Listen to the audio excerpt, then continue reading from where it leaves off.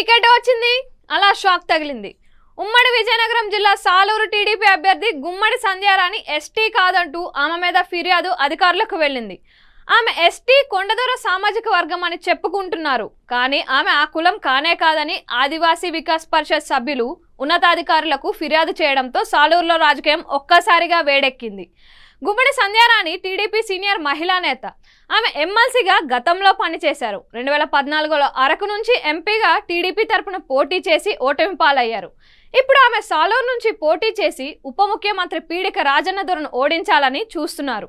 అయితే ఆమె ఎస్టీనే కాదని ఫిర్యాదు అందడంతో టీడీపీలో ఇప్పుడు కలవరం రేగుతోంది.